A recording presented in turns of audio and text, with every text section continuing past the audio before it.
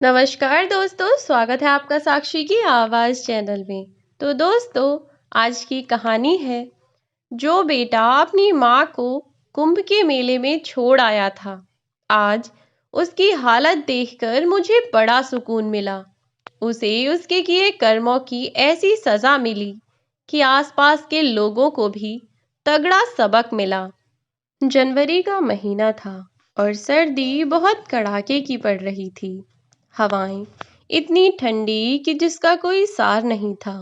अगर बाहर निकल जाओ तो हाथ पैर मानो सर्दी की वजह से टूटकर बिखरने को तैयार हो चुके थे। अब हमारी माता जी को न जाने क्या उमंग चढ़ी कि उनको कुंभ में नहाने का मन हुआ। इस बार कुंभ का मेला हमारे यहाँ पास ही में प्रयागराज में लगा हुआ था। तो फिर मैंने माताजी को मना भी नहीं कर पाया, क्योंकि अगर मेला दूर लगा हुआ होता तो चलो उनसे कुछ बहाना भी बनाया जा सकता था। लेकिन अब तो पास में ही मेला लगा हुआ था, तो मैं उनसे मना भी नहीं कर पाया।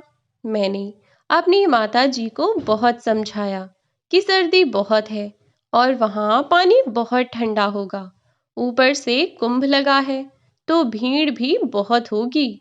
माँ, कभी बाद में जब मेला खत्म हो जाएगा तब मैं आपको ले जाकर वहाँ नहला लाऊंगा। लेकिन नहीं, माँ को तो जैसे तुंग चढ़ी हुई थी कि वह नहाने को जिद ही करे जा रही थीं।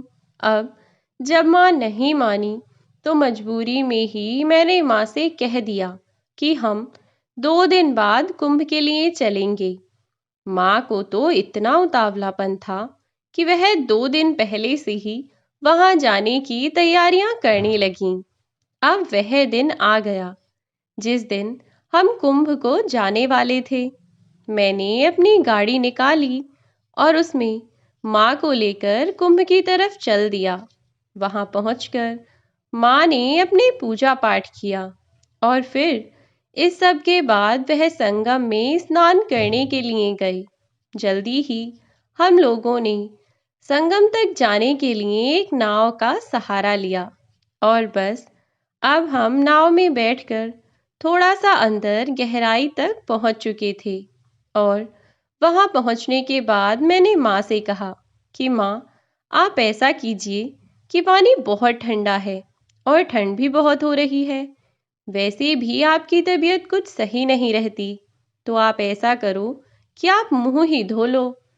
लेकिन मेरी माँ ने मेरी एक न सुनी और वह संगम में स्नान करने लगी। स्नान आदि करने के बाद हम फिर से नाव में बैठे और वहां से वापस घाट की ओर चल दिए। जब मैं घाट की ओर जा रहा था तो मैंने देखा कि बहुत सारे लोग वहां पर बैठे हुए हैं। बेचारों के पास ना तो कोई कंबल है और ना ही कुछ और, जबकि सर्दी इतनी ज्यादा हो रही थी कि जिसका कोई भी जवाब नहीं था। हम लोग तो घर से इतने सारे कपड़े पहन कर गए थे और साथ में भी लेकर गए थे, तब भी हमारा सर्दी की वजह से बुरा हाल था। और वह बेचारे बुजुर्ग लोग जो घाट के किनारे बैठे थे, उनके पास मुश्किल से बस शरीर ढकने के लिए एक जोड़ी कपड़े रहे होंगे। वह भी जगह जगह से फट रहे थे। उनको देखकर जी तो बहुत दुखी हो रहा था, क्योंकि इतना तो मुझे भी समझ आ रहा था कि वह अपनी मर्जी से कम यहाँ ऐसे नहीं आए हैं। लेकिन मैं भी क्या ही कर सकता था। बस हमसे जो बना उनको दिया और आगे बढ़ चले। कुछ दूर जाने के बाद जब हम आगे पहुंचे तो बहुत सारे लोगों की भीड़ लगी हुई थी। पहले तो मुझे कुछ समझ ही नहीं आ रहा था कि आखिर यह भीड़ लगी किस बात की है। फिर जब जाकर देखा तो पता चला कि भीड़ के बीच के घेरे में एक बुजुर्ग महिला बैठी हुई है, जो बहुत जोर जोर से फूट फूट कर रो रही थी। सबने उसे पूछा कि आखिर हुआ क्या है।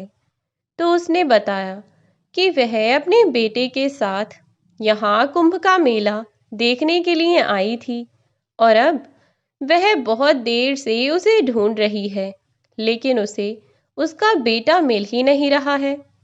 अब वहाँ के लोग तरह तरह की बातें बनाने लगे थे कि अम्मा, तुम वहाँ चली जाओ, ऐसे चली जाओ, वैसे चली जाओ, पुलिस के पास चली जाओ। पर कोई भी उस बुजुर्ग महिला के साथ जाने को तैयार नहीं था। वह इतनी बुरी तरीके से रो रही थी कि मुझसे रहा न गया। तो मैंने उन्हें पहले तो चुप करवाया और फिर चुप करवाने के बाद मैं उनको अपने साथ वहां पर ही बनी एक अस्थायी पुलिस चौकी पर ले गया। वहां ले जाने के बाद मैंने उन अम्मा को वहां के इंस्पेक्टर साहब से मिलवाया। इंस्पेक्टर साहब ने अम्मा से कई बातें पूछीं। बताते बताते अम्मा फिर से फूट फूट कर रोने लगीं। न जाने क्यों उस बुजुर्ग महिला को देखते ही जैसे एक रिश्ता हो गया था। उसकी आंखों के आंसू मुझे बिल्कुल अच्छे नहीं लग रहे थे। जी कर रहा था कि मानो अभी जाऊंगा और उनके बेटे को ढूंढ कर ले आऊंगा। खैर, इंस्पेक्टर साहब ने अम्मा से बातचीत की। उसके बाद में मैं बाहर आया। उन्होंने इशारे से मुझे भी बाहर आने को कहा और बातचीत के दौरान उन्होंने बताया, मुझसे पूछा कि मैं अम्मा का हूँ कौन, अम्मा का कौन लगता हूँ। तब मैंने इंस्पेक्टर साहब को बताया कि मैं अपनी माँ को यहाँ कुंभ का मेला दिखाने के लिए लाया था। जब हम दोनों स्नान करके घाट की तरफ से लौट रहे थे, तब मैंने देखा कि एक जगह बहुत सारे लोगों की भीड़ बैठी हुई है। जब मैंने वहां अंदर जाकर देखा तो यह बुजुर्ग माता जी वहां पर मुझे रोती हुई दिखाई दी। मैंने इन्हें चुप करवाया और उन्हें लेकर उनकी मदद करने के इरादे से आपके पास पहुंचा हूं। तब इंस्पेक्टर साहब ने मुझे बताया कि देखो अरुण, दरअसल इन अम्मा के बताई बातों से तो लग रहा है और मुझे तो पूरा यकीन है कि इनका बेटा भी जानबूझकर इन्हें यहाँ छोड़ गया है। और तुम भी जानते हो कि जब कोई जानबूझकर किसी को छोड़ जाए तो हम उन्हें कैसे ही ढूंढ सकते हैं। बाकी इन्होंने जो भी बात बताई है, मैं उसके अनुसार तहकीकात पता करवाता हूँ। तब तक के लिए तुम इन्हें यहीं छोड़ दो। इंस्पेक्टर साहब ने कह तो दिया, लेकिन फिर भी न जाने मेरा मन बिल्कुल भी उस महिला को वहां छोड़ने का नहीं कर रहा था। मैं उन माताजी के पास पहुंचा और उन्हें सारी बात बताई। मैंने उन्हें यह तो नहीं बताया कि इंस्पेक्टर साहब को लग रहा है कि उनका बेटा उन्हें यहाँ जानबूझकर छोड़ गया है, क्योंकि मुझे तो इस बात पर यकीन था। लेकिन शायद वह यह बात नहीं समझ पाती, क्योंकि वह तो एक माँ है ना। माँ का मन नहीं मान सकता था। मैंने यह नहीं कहा, लेकिन मैंने उनसे इतना ज़रूर कहा कि माँ जी, आप यहीं रहिए, पुलिस आपके बेटे को ढूंढ रही है। जब वह इनको मिल जाएंगे तो वह आपको उनके पास पहुंचा देंगे। इतना कहकर जैसे ही मैं वहां से उठकर चला कि उस बुजुर्ग महिला ने मेरा हाथ पकड़ लिया और मुझसे बोली, बेटा, मुझे यहाँ मत छोड़कर जा।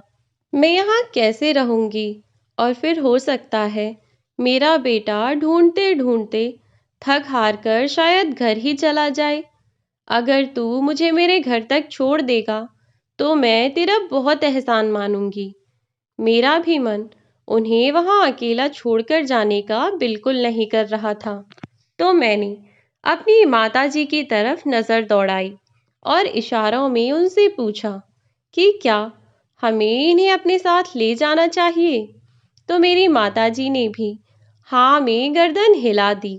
और अब अपनी माताजी का साथ पाकर मेरा मन भी थोड़ा निश्चिंत हुआ। फिर मैंने इंस्पेक्टर साहब से कहा कि इंस्पेक्टर साहब, मैं इन्हें अपने साथ ले जाता हूँ। और अपना मोबाइल नंबर मैंने वहाँ इंस्पेक्टर को दे दिया कि अगर उनके बेटे के बारे में कुछ पता चले तो मेरा घर यहीं पास में ही है। आप मुझसे फ़ोन पर बात कर लीजिएगा तो मैं माँ जी को यहाँ आपके पास छोड़ जाऊँगा। इंस्पेक्टर को भी शायद यह ज़्यादा उचित लगा, तो उन्होंने भी इस चीज़ में ज़्यादा आनाकानी नहीं की और उन्होंने मुझे उन बुज़ुर्ग माँ जी को अपने साथ ले जाने की अनुमति दे दी। अब मैंने अपनी माँ का हाथ पकड़ा और उधर उन बुजुर्ग माँ जी का हाथ पकड़ा और दोनों को अपने साथ लेकर मैंने कार तक पहुंचकर कार में दोनों को बिठाया। वह सर्दी के मारे बुरी तरह से कांप रही थीं। गाड़ी की एसी चलाकर मैंने उन दोनों को कार में बिठा दिया और माँ से कहकर कि मैं अभी आता हूँ। मैं माँ जी के लिए चाय लेने के लिए चला गया। मैं उनके लिए गरम गरम चाय बनवा कर लाया और एक शॉल मैंने वहीं मेले से खरीद लिया जिससे उन्हें थोड़ी सी राहत मिल जाए। कार की एसी जब चली तो थोड़ी गर्माई कार में उन्हें महसूस हुई जिससे उनकी सर्दी थोड़ी कम सी हुई और मैं कार तक चाय लेकर पहुंचा और मैंने माँ जी को चाय पिलाई। तब जाकर उनका कांपना थोड़ा कम हुआ। अब शायद उन्हें कुछ राहत मिली थी। अब मैंने गाड़ी स्टार्ट की और दोनों बुजुर्ग अपनी माँ और उन आंटी जी को अपने साथ लेकर मैं अपने घर की ओर चल दिया। 1 घंटे का रास्ता तय करने के बाद अब हम अपने घर पहुंच चुके थे। घर जाकर मैंने अपनी पत्नी अरुणा को आवाज लगाई, अरुणा बाहर तो आओ, देखो कौन आया है। और माँ जी को देखकर अरुणा थोड़ी चौंक गई और बोली, मैं पहचान नहीं पाई, यह माँ जी कौन है। तब मैंने अरुणा से कहा, अरुणा यह माँ जी समझो तुम्हारी दूसरी माँ है। आज से तुम्हें इनका अच्छे से ध्यान रखना है। दरअसल यह मेले में अपने बेटे से बिछड़ गई थीं और वहां पर इनका बेटा मिला नहीं, तो फिर मैं इन्हें अपने साथ ले आया हूँ। बाहर सर्दी भी बहुत है, ऐसे में इन्हें अकेले छोड़ने को मेरा मन नहीं हुआ। जब इनका बेटा 1-2 दिन में मिल जाएगा तो पुलिस मुझे फोन कर देगी। तब तक के लिए तो माँ जी का तुम अच्छे से ध्यान रखना। अरुणा ने भी मुस्कुराकर कहा, कोई बात नहीं माँ जी, आप इसको भी अपने बेटे का ही घर समझें और बिल्कुल आराम से रहिए। अच्छा, आप ये बताइए कि आप चाय पियेंगे या कुछ और। उधर माँ जी ने भी उन बुजुर्ग महिला को सांत्वना दी कि कोई बात नहीं है बहन, यह भी तुम्हारे बेटे के जैसा ही है। जब तक तुम्हारा बेटा नहीं मिल जाता तब तक तुम मेरे साथ रहो। वैसे भी मुझे बचपन से इच्छा थी कि मेरी एक और बहन हो, पर मेरे तो कोई बहन थी ही नहीं। और आज देखो, भगवान ने मुझे इस तरीके से एक बहन दी है। और फिर हम दोनों जब तक आपका बेटा नहीं मिल जाता तब तक आराम से रहेंगे।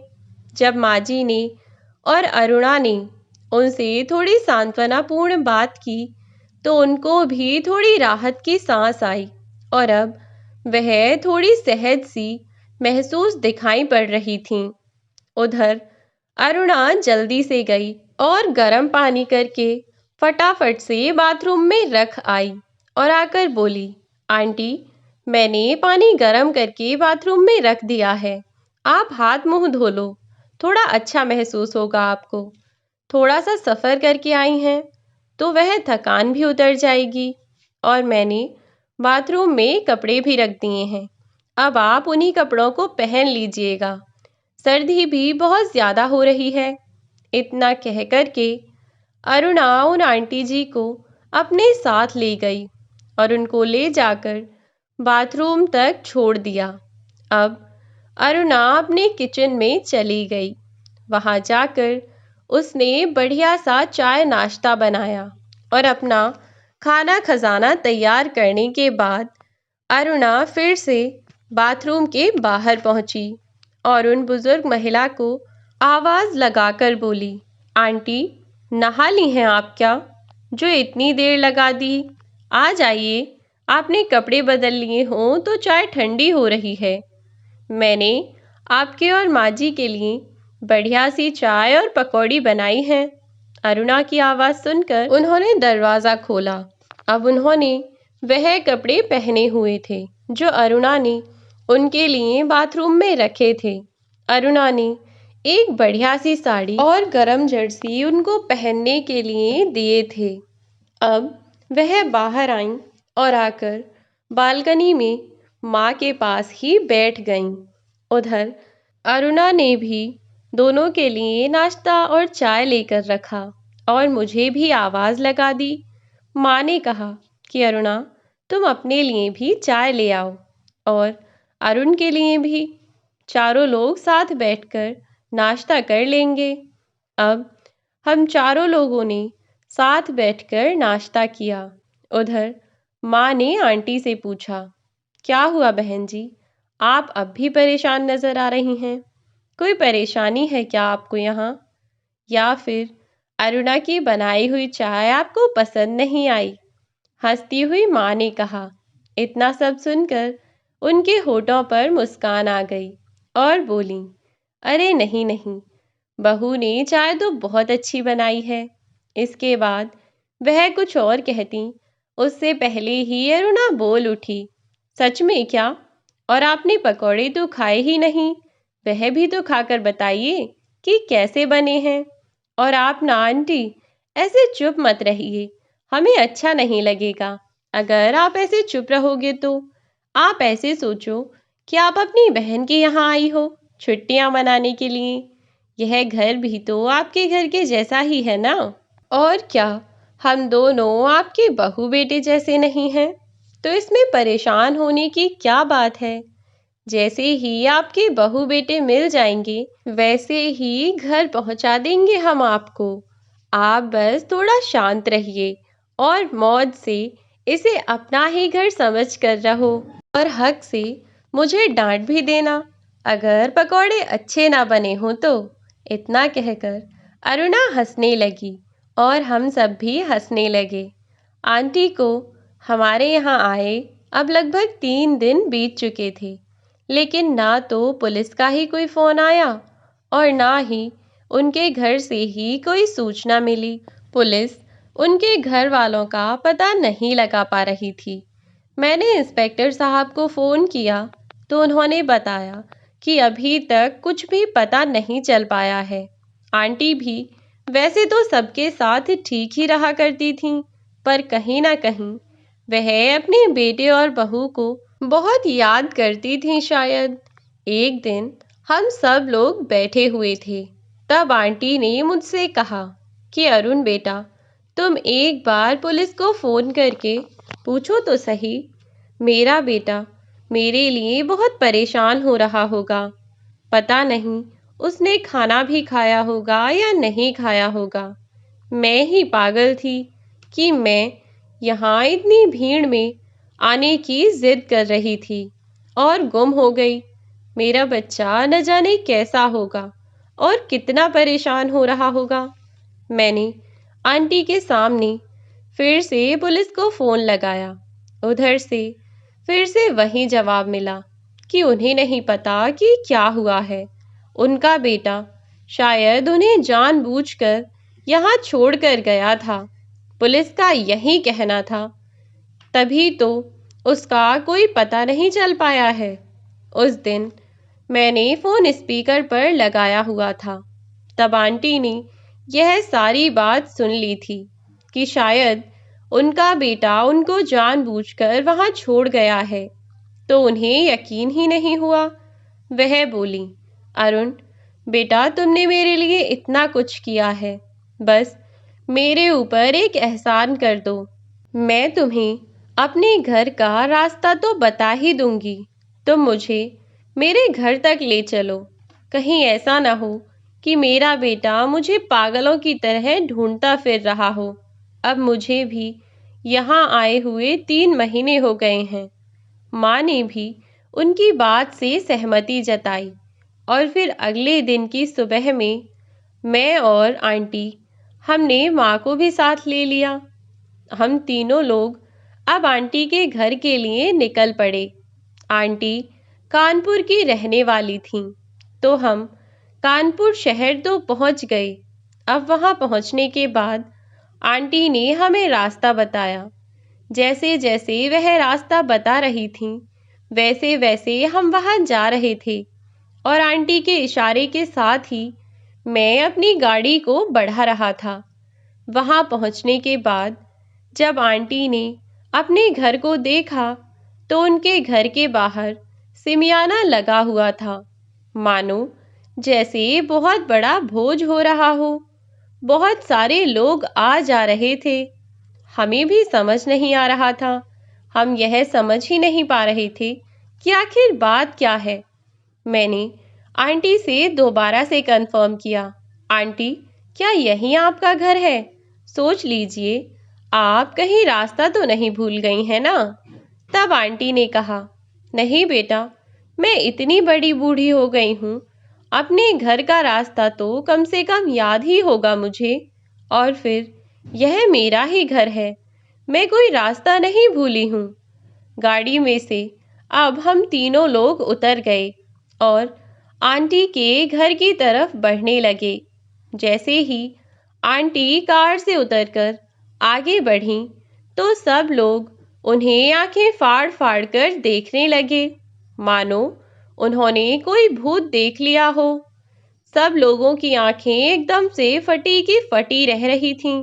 जैसे ही आंटी आगे बढ़ती जा रही थीं, उनके सामने पड़ने वाले सभी लोग उन्हें बहुत गौर से और आंखें फाड़ फाड़ कर देख रहे थे।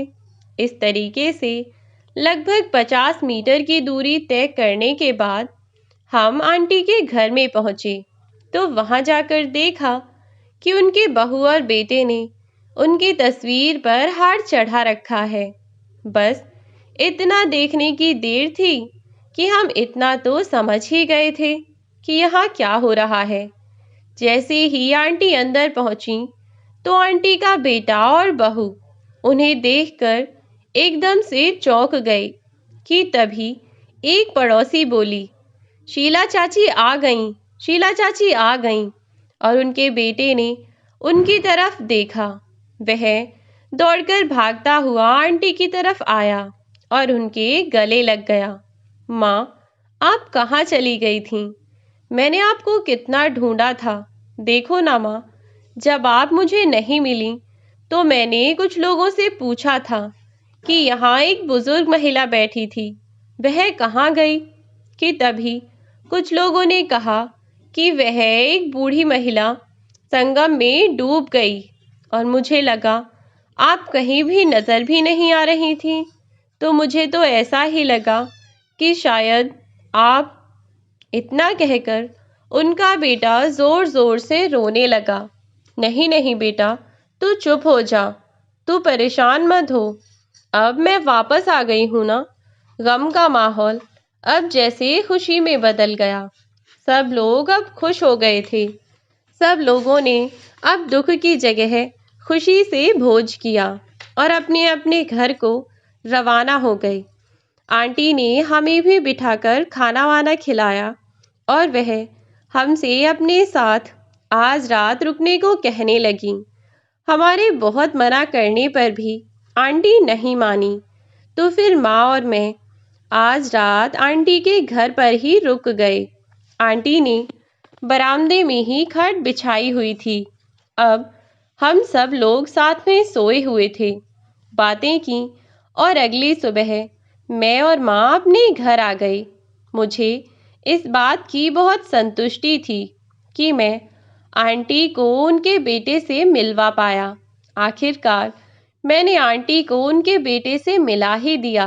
मेरी माँ ने भी मेरी पीठ थपथपाई और मुझे इस बात के लिए बहुत शाबाशी दी कि आजकल ऐसे बेटे बहुत कम मिलते हैं जैसा मेरा बेटा है।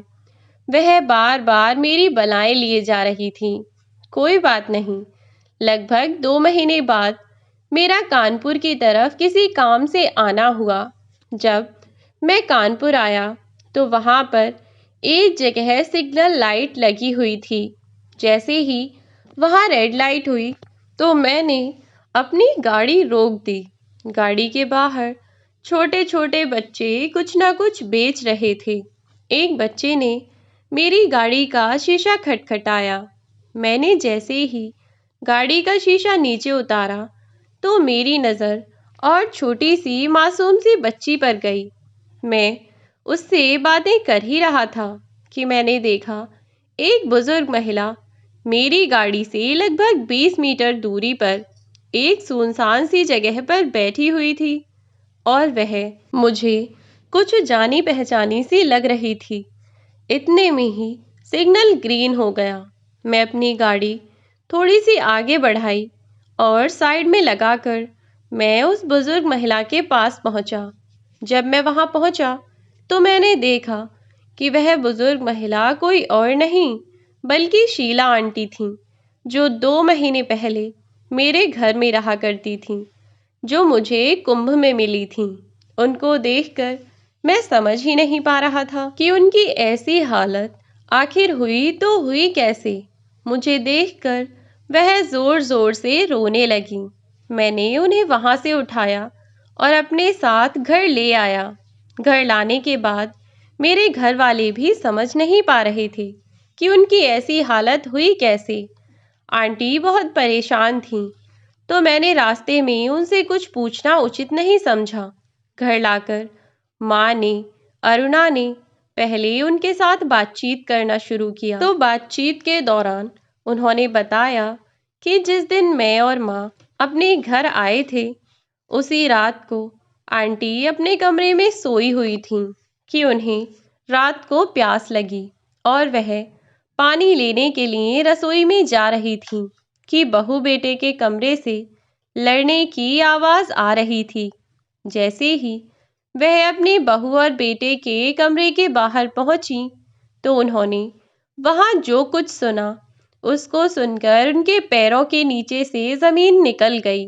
बहू अपने पति से यह कहकर लड़ रही थी कि तुम तो कह रहे थे कि तुम अपनी बूढ़ी माँ को वहां कुंभ में छोड़ आए हो और वह कभी वापस यहाँ तक नहीं आ पाएगी। अब यह क्या हुआ? हाँ, यह तो फिर से मेरी छाती पर मूंग दलने के लिए आ गई है।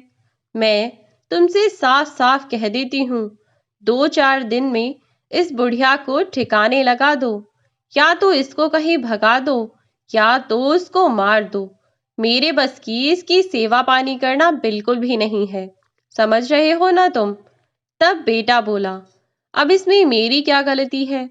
मैं तो जानबूझकर इसको इसीलिए कुंभ में लेकर गया था कि इतनी सारी भीड़ होती है वहां, इनको छोड़ आऊंगा तो वह इतनी दूर है कि वहां से यह कभी वापस भी नहीं आ पाएंगी। पर मुझे क्या पता था कि यह इतनी जल्दी यहाँ वापस आ जाएंगी। बेटे बहू की बातें सुनकर मेरे पैरों तले से जमीन ही खिसक गई। मुझे समझ ही नहीं आ रहा था कि क्या सच में यह मेरा वही बेटा है, मेरा अपना खून, जिसको मैंने अपनी कोख से जन्म दिया था। इतना कहकर आंटी जोर जोर से रोने लगी। माँ ने उन्हें चुप करवाया, उन्हें सांत्वना दी और वह बोली कि बस बेटे की बात सुनने के बाद मुझ में इतनी हिम्मत नहीं रही कि मैं उस घर में रह पाती।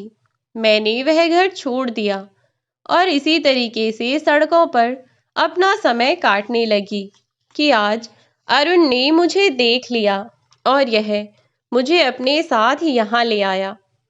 अरुणा ने उन्हें समझाया, माँ ने उन्हें चुप कराया और फिर उन्हें अपने साथ ही रख लिया। मुझे आंटी की बात सुनकर उनके बेटे पर बहुत गुस्सा आ रहा था। मेरा जी तो कर रहा था कि मैं अभी जाऊं और उसको पुलिस के हवाले कर दूं, लेकिन मैं चाहकर भी कुछ भी नहीं कर सकता था, क्योंकि आंटी जब तक अपने बेटे के खिलाफ कोई गवाही नहीं देती तब तक मैं कुछ नहीं कर सकता था। और फिर हमने यही सोचकर कि भगवान इंसाफ करेगा, हर चीज को उस भगवान के ऊपर ही छोड़ दिया। अब आंटी हमारे साथ ही रहने लगी। मेरे पास दो दो माँ हो गई थी। लगभग 3 साल बाद हम लोग बाहर घूमने के लिए गए हुए थे। जब वापस लौट रहे थे तो आज फिर से मेरी गाड़ी उस सिग्नल के पास रुकी और आज फिर से मैंने कुछ देखा। मैंने देखा कि एक पति पत्नी का जोड़ा फुटपाथ पर बिल्कुल फटे पुराने कपड़ों में बैठा हुआ है। उनका हाल बेहाल हो गया है। और आप जानना चाहेंगे कि वह पति पत्नी का जोड़ा कौन था? तो वह पति पत्नी का जोड़ा था उस बुजुर्ग महिला, यानी कि शीला आंटी का बहू और बेटा। कुछ लोगों से पूछने पर पता चला कि उनके पोते ने अपने माँ बाप को अपनी शादी के बाद घर से बाहर निकाल फेंका और वह दर बदर भटकने को मजबूर हो गए, क्योंकि उन्होंने अपनी माँ के साथ ऐसा किया था। इसीलिए आज पड़ोस के किसी ने भी इनकी कोई मदद नहीं की और अब वह फुटपाथ पर भीख मांगकर अपना गुजर बसर करते हैं और इसी तरीके से अपनी जिंदगी बिता रहे हैं। वास्तव में आज मुझे भगवान के किए पर भरोसा हो गया कि वह हर किसी के साथ इंसाफ जरूर करता है। हाँ, इतना जरूर हो सकता है कि उसे इंसाफ करने में थोड़ा समय लग जाए, लेकिन कहते हैं ना कि भगवान के यहाँ देर है लेकिन अंधेर नहीं। मैंने उस ट्रैफिक सिग्नल से अपनी गाड़ी बढ़ाई और आज वास्तव में मेरा मन बहुत संतुष्ट था। अब आंटी हम लोगों के ही साथ रहती हैं और मुझे ही अपना बेटा मानती हैं और मैं भी अपनी दोनों माँ के साथ बहुत खुश हूँ। तो दोस्तों, यह थी हमारी आज की कहानी। अगर आपको आज की कहानी पसंद आई हो तो वीडियो को लाइक कर दें और शेयर कर दें। साथ ही चैनल को सब्सक्राइब कर दें अगर आप इस चैनल पर नए हैं तो। बेल आइकन को प्रेस कर दें ताकि आने वाली वीडियो की नोटिफिकेशन आपको सबसे पहले मिले। आज की वीडियो में बस इतना ही। मिलती हूँ एक नई वीडियो में एक नई कहानी के साथ। तब तक के लिए बाय बाय मेरे प्यारे दोस्तों। अपना ख्याल रखें।